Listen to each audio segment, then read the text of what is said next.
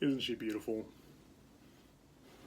Yeah, we're about to go on a lunch date, and we got some fun stuff planned. We're gonna go eat out.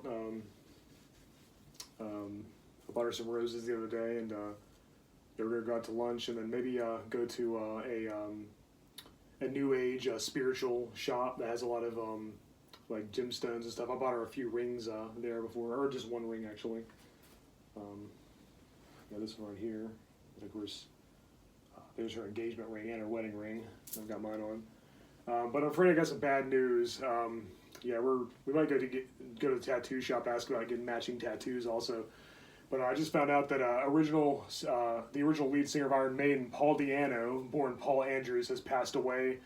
And I kind of was expecting this. I knew he was in bad health. He survived cancer twice. He's been in a wheelchair for a long time. I've been there.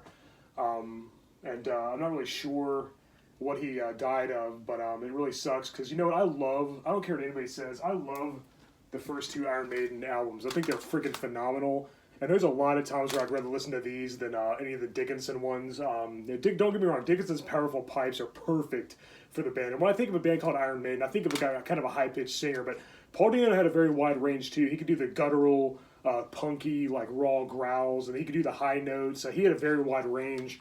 And he excelled on these two albums. And I kind of consider him and Dickinson equal in my mind. They're kind of a tie. It's only because Dickinson's been with them longer and has done way more albums with them. I even kind of like Blaze Bayley. You know, he had kind of a unique vibrato thing going on, like Dickinson. Kind of a deeper. He just sounded like a deeper Dickinson. But yeah, I love Paul Di'Anno. Like I said, it's a tie. I love his other projects too. Di'Anno, his solo band. He's been called Killers. Gog Magog. He's been in a lot of bands. My favorite was Battle Zone. They did an album called Children of Madness, and he had an amazing range on that. He sounded like Jeff Tate. He had some incredible vocal acrobatics, like this side of Freddie Mercury. He had some Halford high notes and some like powerful vibrato, some Dio type stuff. I highly recommend you check out the album Children of Madness and check out the title track. It's awesome. The guitarists he had were amazing too. Their riffs and solos are immaculate. Very underrated. Paul Di'Anno, I think, is one of the most underrated singers in metal. Right up there with Tony Martin from Black Sabbath and Tim Owens from Judas Priest and Iced Earth. You know, they're always in the shadow of somebody else. So, but yeah, Paul Di'Anno is awesome. I don't think I'm going to listen to these on the way. Maybe we'll blast some Maiden on the way home from our date and on the way to the tattoo place. And yeah, this is an original, by the way, of Killers. This is an original pressing.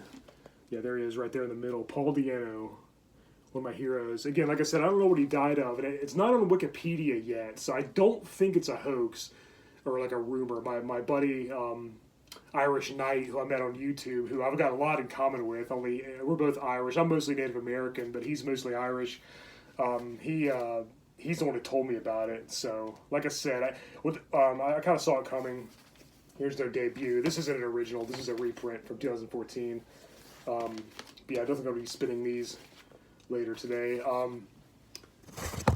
What's really cool is there's some videos on YouTube I noticed where he made amends with Iron Maiden. Him and Steve Harris are friends again. There's even a video of him and Bruce Dickinson talking and getting along and discussing music. Boy, would I love to have been a fly on the wall during that conversation. That'd been so cool to see them talking together. But yeah, after I did one of the Morbid Hour episodes about Iron Maiden, I found out when her and I first started dating, I found out that she actually listened to Iron Maiden too, which is cool. I had no idea. I would have never guessed back in high school. Yeah, I had a crush on her back in high school, by the way. I don't know if I mentioned that on here before, but we're finally together after 18 years. Well, actually, even longer. Yeah, I love this. I love my beautiful wife. But yeah, once again, yeah, very tragic news. Rest in peace, Paul Di'Anno. You left behind an unforgettable legacy. And like I said, in my eyes, him and Dickinson are both equal. It just depends on what I'm in the mood for. Strange World off their debut album is one of my favorite songs I've ever heard. It blows me away. Remember Tomorrow is a beautiful song. Of course, Prowler, Running Free, Sanctuary, Killers, the title track of the second album. Wrathchild's one of my favorites. Innocent Exile. Honestly, on the first two albums, I hardly ever skip over any of their tracks, which is something that the Dickinson albums can't boast. Even Number of the Beast, I skip a lot of tracks. Power Slave is probably the only Dickinson album that I never skip. And, of course, I love Fear the Dark and No Prayer for the Dying. Those are so underrated. But anyway, I've talked about that enough. Anyway, guys, as always, thank you for watching my latest spook show. the horror and metal channel. Just hopefully next time we get under more pleasant circumstances. We're gonna go have our romantic date. And yeah, what are some of your favorite Iron Maiden tracks with Paul Di'Anno fronting the band? I'd love to know. All right, guys, talk to you later. See ya.